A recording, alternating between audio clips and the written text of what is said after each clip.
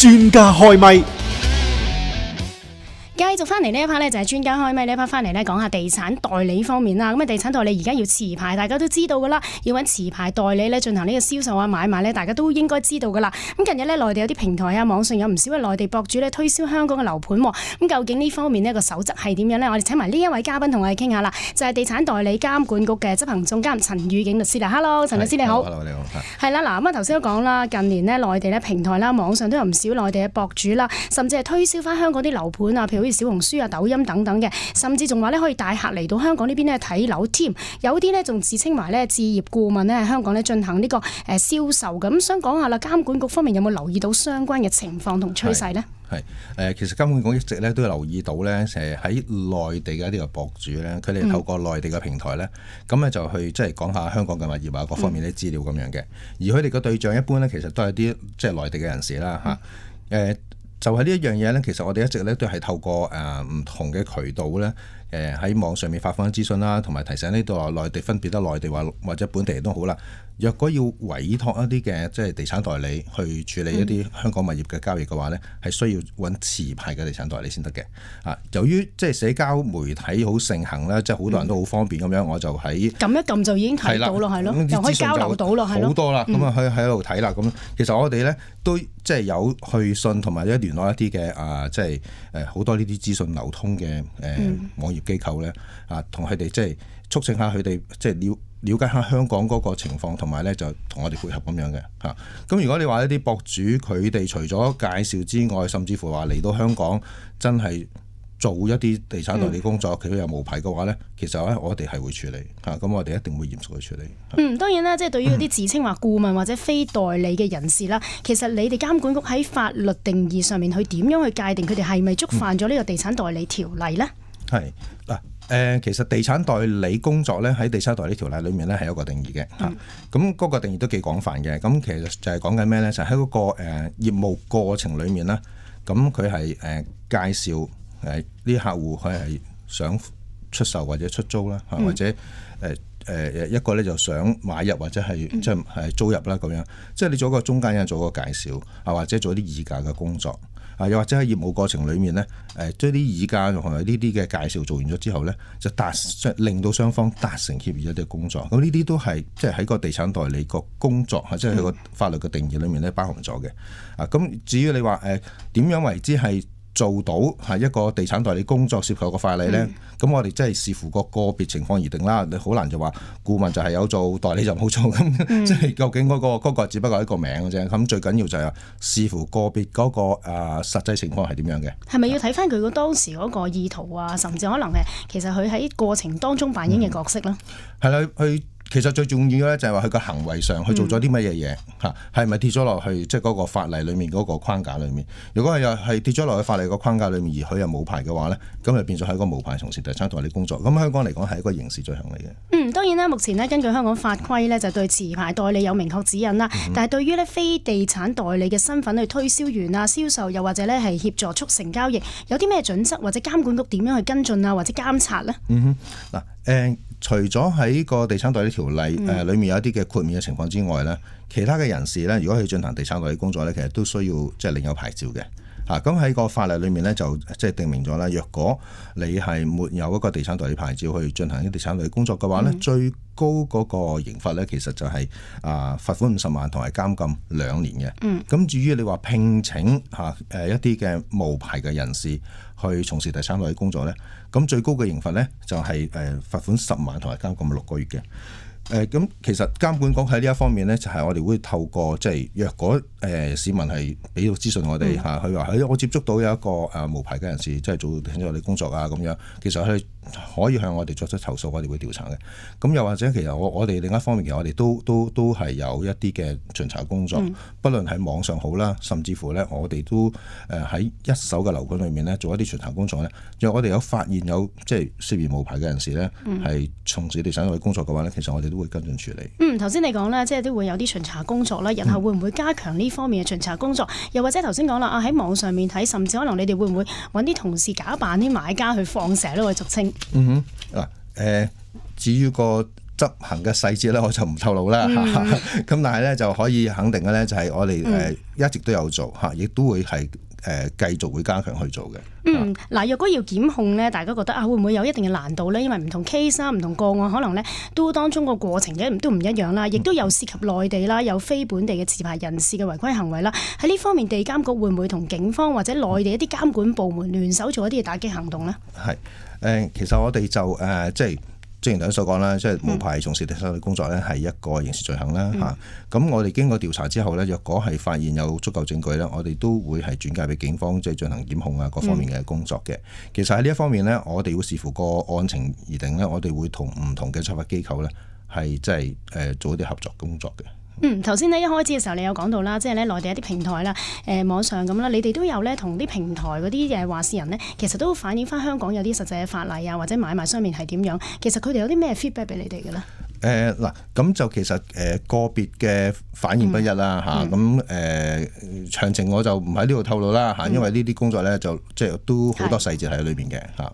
咁若果咧消費者咧係經由咧無牌人士咧購買咗物業之後咧出現咗問題啦，例如可能係收樓或者匯款方面有啲爭拗嘅話，地監局能唔能夠提供協助嘅咧？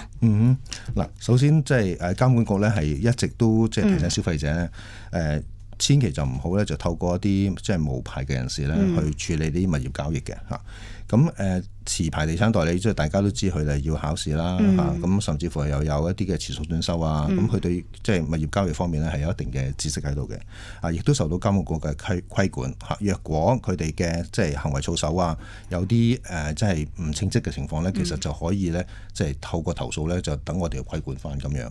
咁所以咧，首先第一樣嘢啦，即係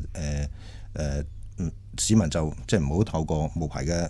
地產代理去處理嘅物業交易啦。咁至於你話其他啲嘅工作，例如話嗰啲匯款啊、揾學校啊，或者諸如處理一啲即係其他自治嘅工作咧，呢一方面咧就市民要留心啦，因為地產代理監管局嗰個規管範圍喺個地產代理工作方面。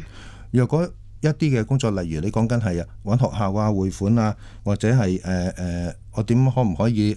居留啊，或者諸如處理嘅嘢咧？呢啲涉及其他部門㗎啦，就其他即係超越咗我哋嘅規管範圍啦。咁所以如果係有呢一方面嘅話，佢需要揾翻本地或者內地嘅一啲嘅機構去查詢翻先得。最緊要首先呢，先要揾持牌嘅代理先啦。咁第二啦，如果唔係牽涉到咧買賣樓宇嘅話咧，可能其他嘅範疇咧，就可能要揾翻呢，就係香港或者內地方面相關部門去處理啦。咁另外啦，即係對於咧即係代理方面呢，喺社交媒體咧，好多時候咧而家都有好多唔同嘅資訊啦。我哋見到有啲代理咧，佢哋自己拍埋片啊、介紹埋啊，甚至可能咧都講下啲法規啊等等啦。喺購買物業嗰陣時咧，有陣時呢個報道上面或者啲資料性咧好多，有少少誇大咗啦。咁局方其實喺巡查或者處分機制上面又點？有冇留意到呢？係嗱，就住地產代理即係講持牌人先啦，持牌人啦。咁持牌人佢哋發放一啲嘅資訊嘅時候咧，不論佢用咩嘢嘅模式啦，或者係任何一個平台都好啦，網上平台啊各方面都好。其實佢係受到地產代理條例同埋地產代理監管局發出啲嘅指引去規範嘅，所以如果佢哋有任何嘅違規嘅情況嘅話咧，其實我哋喺巡查裏面又好，或者收到投訴又好咧，我哋得悉嘅話咧，我哋都會即係經調查後足夠證據咧，就交去紀律委員會咧去作出處理嘅。咁即係我哋都要再次提醒翻消費者啦嚇，即係網上面咧實在太多資訊嚇，咁一定要好小心去選擇嚇，同埋咧有啲嘅資訊咧，即係有啲好誇張啊、好誇大啊咁樣啦嚇，咁所以我咧一定要留心究竟即係嗰啲嘅真偽嚇，因為如果你話係一啲無牌嘅人士去發放資訊咧，咁基本上嗰啲資料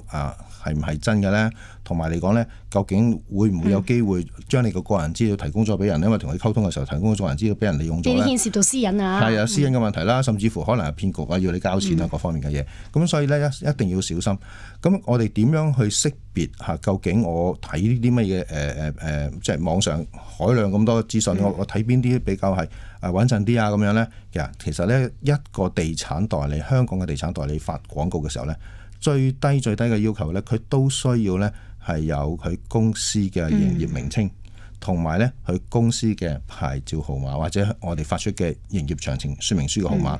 咁呢啲嘅號碼同埋名稱咧，喺監管局嘅官網裏面咧，你可以打翻落去嚇。係我哋有一個叫牌照目錄，你打翻呢啲資料落去咧，就可以睇到呢個係咪一個持牌嘅代理。咁你就會安心去繼續咧就即係睇翻嗰啲資訊啦，可以分辨翻究竟邊啲可能係涉及冒牌。呢啲呢就係一啲真係有牌人士發出嘅資訊嚟嘅。咁當然啦，即係市民呢係接觸呢自稱呢啲置業導師啊，或者呢投資領袖等等呢啲人士嘅時候呢，你哋有啲咩建議俾佢哋？點樣教育呢啲非香港人即境外人士呢了解更加多呢？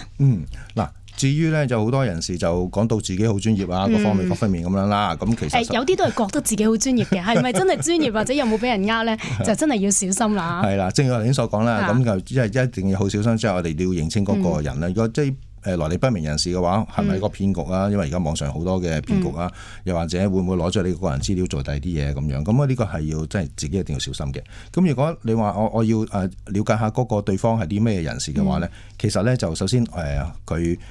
攞佢個名啦，甚攞佢個牌照號碼啦。嗱呢啲資料咧喺我哋個牌照目錄裏面咧可以揾得翻呢一個人係唔係真正嘅地產代理？因為佢話咁多資訊可以咁多資料可以俾到你，咁佢係咪一個即係持牌代理先啦？咁即係其實因應翻咧，即係好多即係近年都有啲內地嘅人士嚟香港咧，甚至乎有啲係都遇到一啲嘅騙案啊咁樣咧。咁其實監管局咧，即係就算係舊年開始已經係做咗好多一啲嘅與其他一啲機構合作，例如同警方啦、人才辦啦、高等院校啦、協助新嚟港嘅NGO 啦一啲嘅非政府機構啦，甚至乎一啲本地媒體等等咧，就合作，希望透過唔同嘅渠道咧，就提醒翻啲消費者要即係認識一下即係香港即係處理物業方面一啲嘅知識咁樣嘅。亦都即係局方亦都曾經舉辦咗一啲嘅公開講座啊，喺本地同埋內地嘅媒體嗰度咧係同步直播嘅。即係都係去增加翻咧，即係新來港人士啊，對香港咧一啲即係租樓買樓方面嘅一啲嘅認識啊，咁樣過往亦都透過內地網上咧嘅媒體去發放一啲嘅廣告啦，甚至乎我哋都